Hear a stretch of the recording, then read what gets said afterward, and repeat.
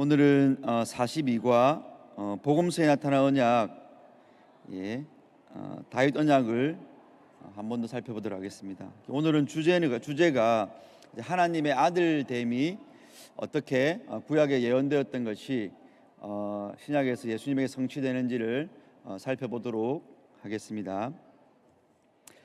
참고로 여러분 희소식이 하나 있는데, 우리 언약 신학은 12월 안으로 이제 종료가 됩니다, 여러분. 그래서 조금만 더 힘을 내시고, 이제 또 그 다음에 뭘 할지는 이제 담임 목사님이 결정하실 거니까 여러분들 얼마 안 남았으니까 조금만 더 이제 맥을 잘 잡고 마무리하도록 하겠습니다. 사무엘하 7장 14절 말씀 보시면, 여러분, 하나님이 다윗과 언약을 맺으시면서 나는 그에게 아버지가 되고 그는 내 아들이 되리니 라고 말씀하십니다. 그러니까 하나님이 다윗의 자손으로 태어날 다윗의 왕위를 이을 그 후계자들을 하나님이 당신의 아들로 삼겠다라고. 그러니까 사실 구약의 다른 언약들은 내 백성 삼겠다라는 말로 사실은 한계가 지어졌는데, 그런 의미에서 다윗 언약은 한 단계 더 언약의 약속이 진일보합니다. 그래서 사실 신약에 와야 하나님의 백성이 하나님의 자녀가 된다는 그 양자됨의 교리가 나타나는데, 이미 다윗 언약에서 그 양자됨의 교리가 나타나는 거죠. 근데 그게 어떻게 무조건적이고 은혜가 강조되냐면, 그 뒤에 보시면 그가 비록 죄를 범할지라도 내가 징계를 하면 했지 버리진 않겠다 말씀하시면서, 그 사무엘하에서 하나님이 이건 내가 사울과 맺은 언약과 다르다라고 굳이 사울을 언급하시면서 그 말씀을 하십니다. 사실 사울은 버림받았지 않습니까, 여러분?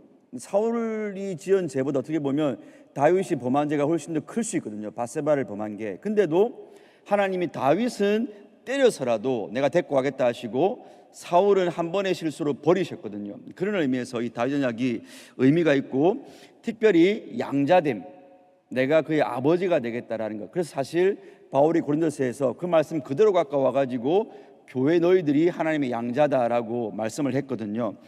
그래서 밑에 단락 보시면 이 다윗 언약에서 메시아에 대한, 사실 다윗 언약의 큰 약속이 성전을 세우는 것과 하나님 나라가 세워지는 건데, 그러니까 왕위가 세워지고 그 왕위로 말미암아 나라가 존속이 되는 건데, 그게 사실 다 예수님에게서 성취되지 않습니까? 예수님이 성전이셨고 예수님이 그 왕위에 앉아 계시는 왕이셨고요. 그런 부분들이 메시아에 대한 예언이 훨씬 더 진일보하는데, 그 메시아에 대한 예언이 바로 하나님의 아들됨으로 나타난다는 것입니다. 그래서 우리가 신약에 그 사무엘하에 나타나는 다윗 언약을 가지고 와서, 아들됨의 개념을 가지고 와서 진짜 메시아로 오신 예수님을 차근차근 살펴보니까 복음서에 그분이 하나님의 아들로서 너무나 선명하게 드러나고 있다라는 것입니다. 그래서 거기 그 아래 단락에 마태복음 1장 20절, 3장 17절, 누가복음 9장 35절 쭉 있는 성경 말씀들이 다 뭡니까, 여러분?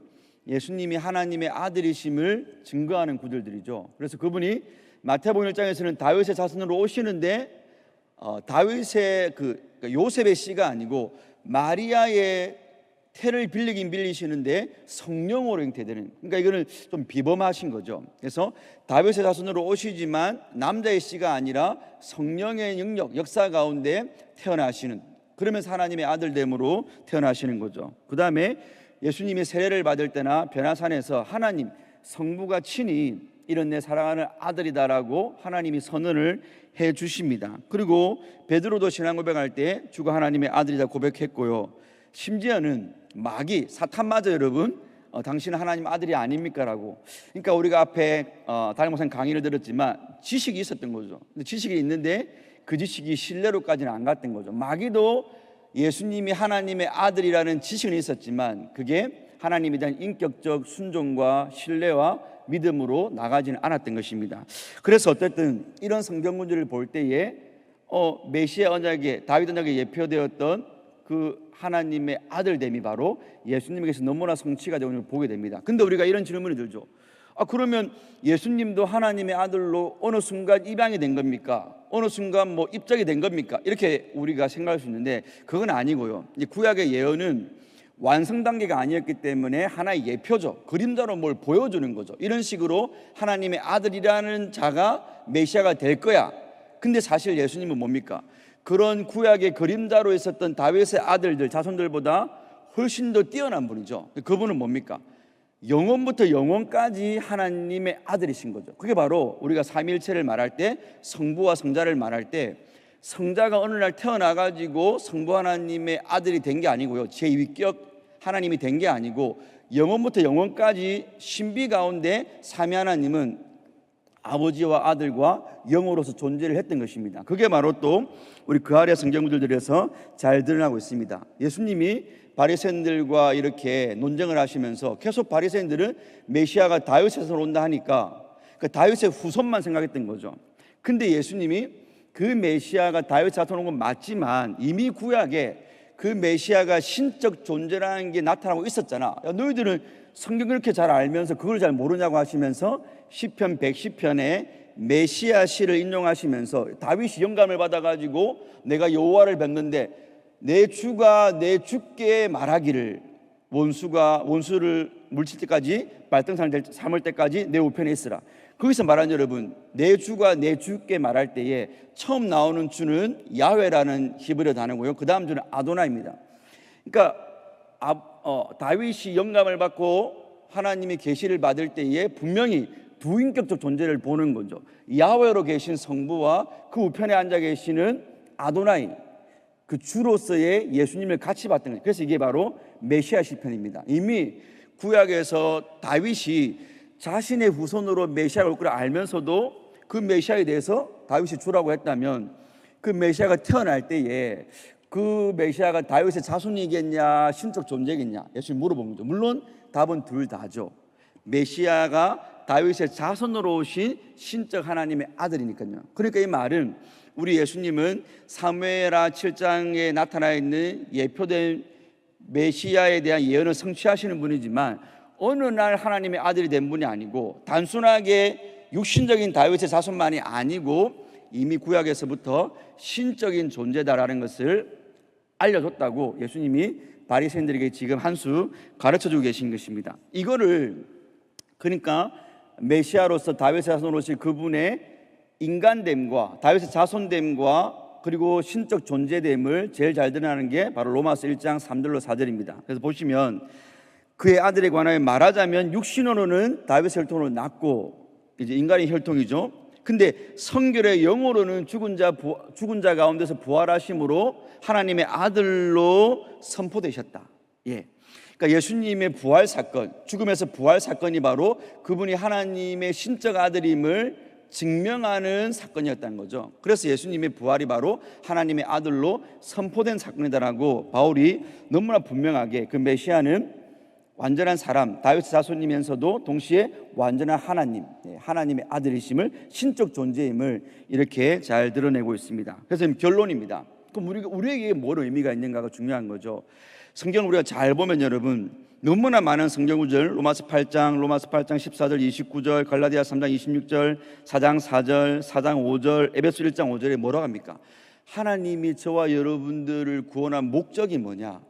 하나님의 아들 삼기 위함이라는 거죠. 하나님의 자녀 삼기 위함이라는 거죠. 이거 중요한 겁니다, 여러분. 우리가 우리의 구원에 대해서 감격하고 감사하고 하나님께 우리가 영광을 돌려야 되지만 왜 하나님 왜 구원하셨는지 모르면 안 되죠, 여러분. 그냥 구원받은 거에 감사로만 그치면 안 되고 그것도 귀한 건데 여러분, 거기서 더 진일보에 나아가야 되는데 그럼 하나님 왜 구원하셨습니까? 라고 하나님께 여쭙는다면 하나님은 말씀하시기를 내 자녀 삼으려고 말씀하시는 거죠. 이것 너무 큰 거죠. 구원하고 땡치는 게 아니고 하나님이 우리를 자녀 삼아서 당신의 집안에 들이시고 당신의 보호를 받고 하나님의 집에 있는 모든 것을 우리에게 유업으로 주시고요. 이건 훨씬 더 나아가는 거죠. 그래서 성경은 그 말을 하고 있습니다. 그래서 다윗 언약에서 하나님이 다윗의 자손을 통해서 이스라엘 백성 전체를, 이스라엘 언약의 백성 전체를 하나님의 자녀 삼으시겠다고 말씀하신 그 언약이 이제 메시아로 오신 예수 그리스도 진짜 하나님의 아들에 의해서 교회가 하나님의 자녀 되는 것, 성취되는 것으로 나타나게 됩니다. 그러면 여러분들 이 말씀을 적용할 때에 나에게 하나님의 자녀됨의 모습이 있는가? 하나님의 자녀는 가장 간략하게 말하면 하나님의 생명이 있어서 그 생명을 삶으로 드러내는 겁니다, 여러분.